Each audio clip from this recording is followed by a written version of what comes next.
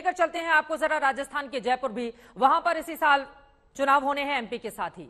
जयपुर यानी कि राजस्थान की राजधानी जो पिंक सिटी के नाम से भी मशहूर है, जानी जाती है। मेरे दो सहयोगियों देव अंकुर और जय किशन शर्मा ने रात में बेटियों की सुरक्षा का जायजा लिया है। देखिए क्या है पिंक सिटी जयपुर में सुरक्षा का हाल।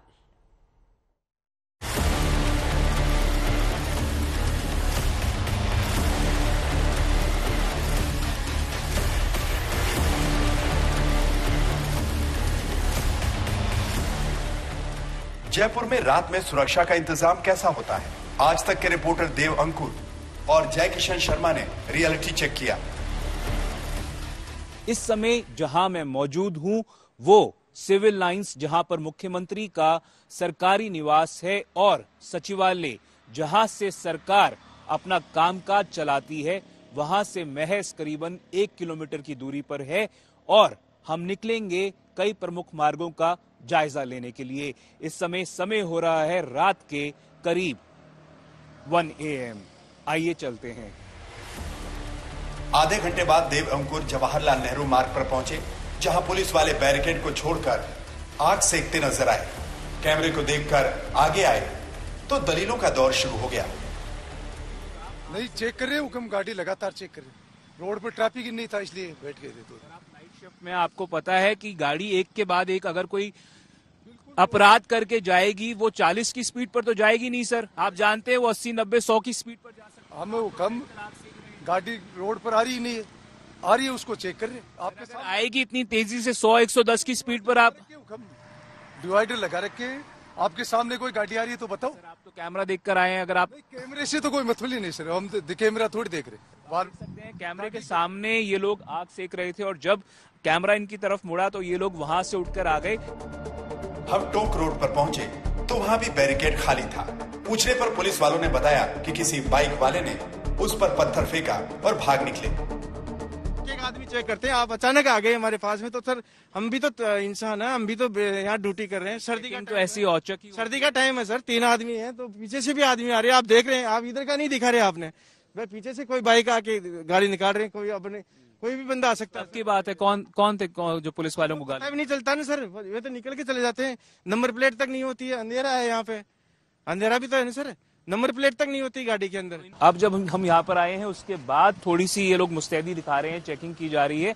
पर जब हम लोग यहाँ से जा रहे थे, मौजूद थे यहाँ पर, तब हमारे सामने की बात है और विजुअल्स दिखा सकते हैं, अपने आप में कहानी बयां करते हैं कि उस समय कोई भी चेकिंग नहीं हो रही थी और तीनों पुलिसकर्मी सड़क के किनारे खड़े हुए थे।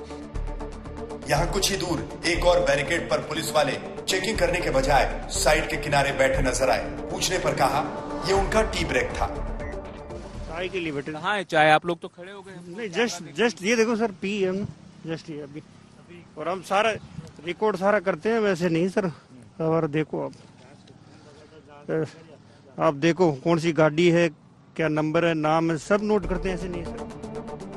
अब आपको जयपुर के कुछ और हिस्सों का हाल दिखाते हैं। यहाँ जय किशन शर्मा मौजूद है। ये बनी पार्क इलाका है जहाँ कई नाइट क्लब और रेस्टोरेंट हैं। देर रात महिलाएं यहाँ से निकल रही हैं। आसपास से गाड़ियां तेज रफ्तार से गुजर रही हैं। नशे की हालत में लड़के घूम रहे हैं, लेकिन पुलिस कहीं नजर नहीं आ रही। हैरान करने वाली बात यह है कि जिस जगह हम यहाँ खड़े हैं, बनी पार्क की कलेक्टर ऑफिस के पास में, यहाँ अब तक 45 मिनट में एक भी पुलिस की गाड़ी, एक भी पेट्रोलिंग वैन नहीं निकली है। और साथ ही में यहाँ लोग रॉन्ग साइड पे तेज गाड़ी चलाते हुए दिखाई दे रहे हैं, नशे में गाड़ी चलाते हुए दिख रहे हैं, लोग नशे में घूम रहे हैं। महिलाओं की सुरक्षा के दृष्टिकोण से ये बहुत ही संवेदनशील पहलू है। यहाँ से जय किशन शर्मा जयपुर के 4 दीवारी इलाके में पहुंचे। यहाँ सुरक्षा के इंतजाम चाक चौबंद नजर आए। पीसीआर वैन घूमती दिखी, लेकिन राजस्थान पुलिस एकेडमी से महज 2 किलोमीटर दूर शास्त्री नगर में सन्नाटा पसरा था। पुलिस की हलचल दूर दूर तक नहीं दिखती। फिलहाल रात के 3:15 बज रहे हैं। हम जो है शास्त्री नगर इलाके में खड़े हैं। आप देख सकते हैं कि यहाँ से पास में ही जो है राजस्थान पुलिस एकेडमी है और पिछले 45 मिनट में एक भी पुलिस पेट्रोलिंग व्हीकल यहाँ से नहीं गुजरा है और इस इलाके में लगातार जो है वो व्हीकल आ रहे हैं, जा रहे हैं। महिलाओं की संख्या थोड़ी कम है, लेकिन चिंता के विषय ये है कि ये एरिया राजस्थान पुलिस एकेडमी से इतना पास में है, लेकिन फिर भी यहाँ पर एक भी पुलिस पेट्रोलिंग व्हीकल देखने को नहीं मिलता। जयपुर की ये रिपोर्ट दिखाती है कि पुलिस की तैनाती तो है, मगर वो सुस्त नजर आती है। वही कुछ इलाकों में पुलिस मौजूद नहीं और ये लापरवाही किसी भी घटना को दस्तक दे रही है। जयकिशन शर्मा के साथ देवंकुर, जयपुर आज तक। तो जयपुर में आज तक ने क्या देखा है, सबसे पहले आपको उसके बारे में देते हैं जानकारी। राजस्थान के जयपुर के सिविल लाइंस में रात के 1 बजे आग सेकती हुई पुलिस दिखाई दी। हालांकि सच्चाई यह भी है कि ठंड पड़ रही है, लेकिन वहां पर कामधाम छोड़कर अगर आग सेकने के काम में पुलिस वाले लग जाएंगे तो फिर सुरक्षा कौन करेगा। टोंक रोड इलाके में 1:43 पर चेकिंग छोड़कर यहां पर भी आग सेकती हुई नजर आई है पुलिस। ये टोंक रोड का इलाका, दिन में काफी भीड़ होती है यहां पर, लेकिन रात के 1:43 पर यह हाल था। बनी पार्क 1:40 पर पुलिस वैन वहां पर मौजूद हमें नजर नहीं आई। बनी पार्क और उसके आसपास के इलाके में पुलिस वैन की मुस्तैदी और मौजूदगी हमें दिखाई नहीं दी। शास्त्री नगर की बात करें, सुबह 3:15 की पुलिस एकेडमी के पास पेट्रोलिंग दिखाई नहीं दी। पेट्रोलिंग करती हुई भी पुलिस यहां पर नजर नहीं आई। जरा सोचिए, जयपुर ये वो हिस्सा है, वो इलाका है राजस्थान का जहां पर भारी तादाद में पर्यटक घूमने के लिए पहुंचते हैं, लेकिन इन तमाम इलाकों में भी पुलिस की मुस्तैदी किस तरह से रही है अब ये बताने की जरूरत नहीं। हमारे दोनों ही संवाददाताओं की रिपोर्ट में आपने हमारे साथ हमारे 2 सहयोगी जुड़ चुके हैं ज्यादा जानकारी के साथ।